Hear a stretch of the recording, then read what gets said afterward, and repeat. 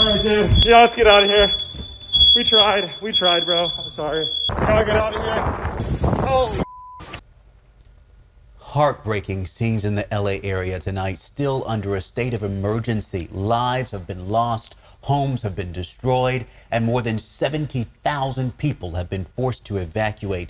Good evening. We have it all covered tonight. I'm Chris Thomas. I'm Laura Painter. Tonight, the fire threat is not over in Southern California as 100-mile-per-hour wind gusts fuel multiple fires, killing at least 5 people. At least 5 wildfires are now burning in LA County, from the Pacific Coast to Pasadena and Sylmar. The Palisades fire is the largest fire, burning nearly 16,000 acres. At least 1,000 structures have been destroyed. We have team coverage tonight looking at the challenges firefighters are facing as local resources head to fight the fire.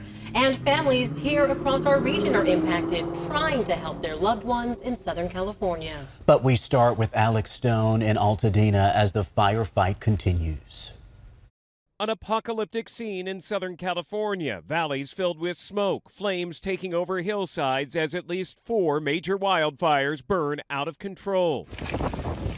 Embers flying all around, pushed by hurricane-strength winds. Oh, and we have, a partial structure collapse. This afternoon, we got our first look at the devastation from the air. The wind slowing enough for helicopters to fly safely. It's Armageddon. I'm driving through a war zone right now, and I don't even know what to say. I'm speechless. I'm shocked. The winds also kept firefighters from launching water-dropping helicopters. People running with buckets of water in their hands, trying to do anything they could to save homes. Others rushing to grab any belongings they could. Neighbors tried but could not save the Symington family's home of 24 years. It makes me want to cry, but it also, in the midst of the dark hour, puts a little ray of love and hope. All the stuff that's here is replaceable. People are not. What happened to family is the most important thing.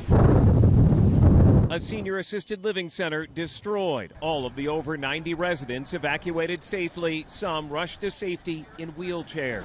This is not a normal red flag alert. The LA County Fire Department was prepared for 1 or 2 major brush fires, but not 4. President Biden is in Los Angeles for an unrelated matter and got an update on the disaster from firefighters. He's also spoken with Governor Gavin Newsom. We're prepared to do anything and everything as long as it takes to contain these fires and help reconstruct, make sure we get back to normal. And just hours ago, President Biden approved Governor Gavin Newsom's request for a presidential major disaster declaration. It will support response efforts. They received updates from local and state emergency officials on the fires this morning at a fire station in Santa Monica. The weather conditions are a challenge, but there are many other issues that come with an urban wildland firefight. ABC 10's Devin Truby talked with local experts today and has an update on the situation in Southern California. Devin, tell us more about what fire crews are up against. Absolutely, Laura. Urban wildland firefighting, like what we're seeing in the Pacific Palisades, has many challenges.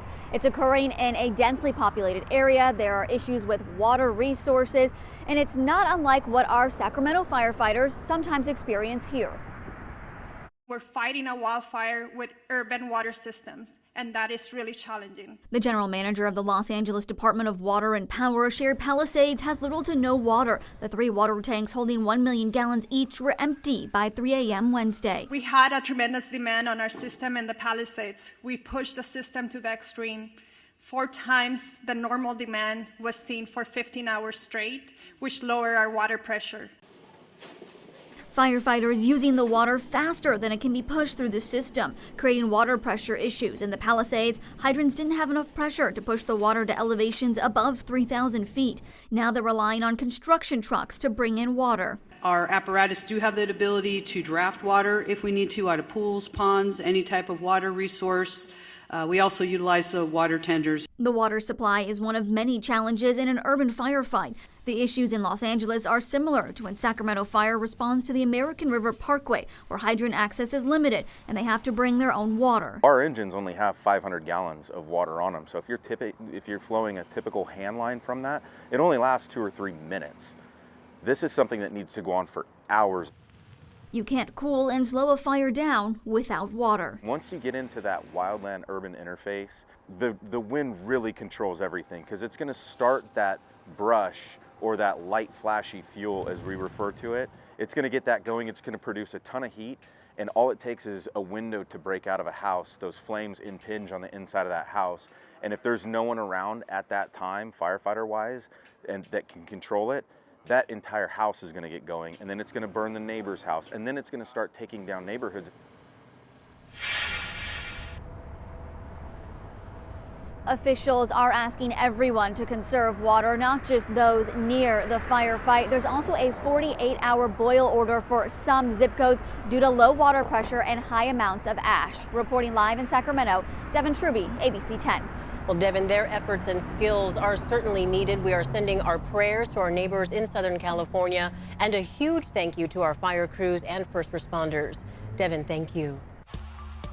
Well, Chief Meteorologist Monica Woods is standing by tonight. And Monica, we have to stress they had hurricane-force winds they were dealing with, driving these flames, right? That's exactly right. That was the particularly dangerous situation category that we were looking at over the past 24 hours. That has since expired, but the red flag warning remains through Friday with wind gusts close to 50 to 75 miles per hour. So really right on the border of some of those hurricane-force winds. It will continue at least for the next 2 days. Now, current winds, at least sustained, you can see are closer to about 5 to 25 miles per hour. This doesn't account for some of the gusts that we're seeing, some of the fire perimeters that we've been watching, the Eaton fire as well as the Palisades fire. So we'll continue to monitor that along with the air quality. There's already been advisories that have been posted because of the hazardous air that's been developing around the fire lines and then pressing its way off to the west here. That's because the sustained winds, again, are those offshore, dry, warming winds. As we head into the overnight hours, those start to kind of settle down, and so the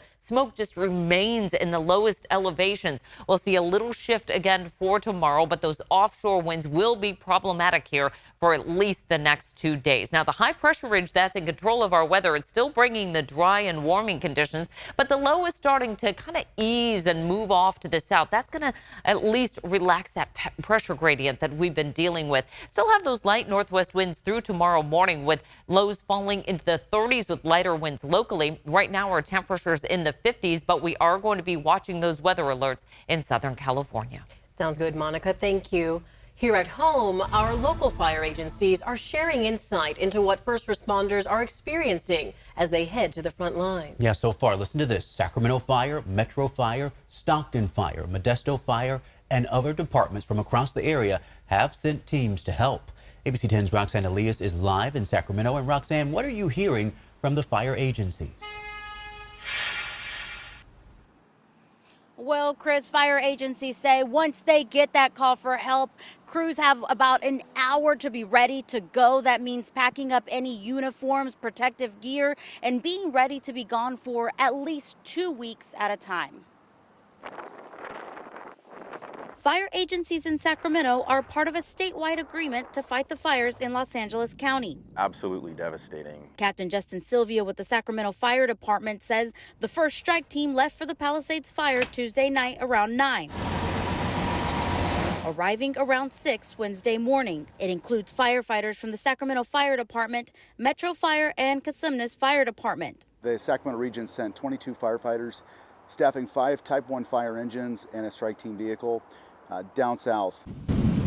Right off the bat, their assignment is to engage in the firefight and structure defense. The conditions down there are so horrific that our members were put straight to work, and they have not stopped working ever since. This one involving 3 Cal OES brush engines and a strike team leader from Metro Fire, Sacramento Fire, Manteca Fire, Ione Fire, Calaveras Consolidated Fire, and South San Joaquin County Fire. When you're talking about sometimes minutes mattering between life and death, having the resources where they need to be strategically, moving resources to fight the fire and get people out of harm's way is a challenge. One of the greatest challenges they're facing are the rapid winds and hazardous conditions. Therefore, crews are expected to work long, grueling days and use to their maximum capacity until they can control the fire. We typically see big events like this happen midsummer. Nothing like January in the winter months like this. It's very rare. We're always there to meet that need.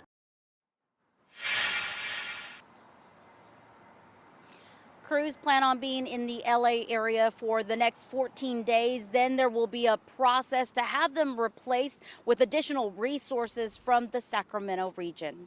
I'm live in Sacramento. Roxanne Elias, ABC 10. Again, our thoughts are with everyone impacted by these fires, and a special thank you to our heroes who are down there trying to help. Roxanne, thank you.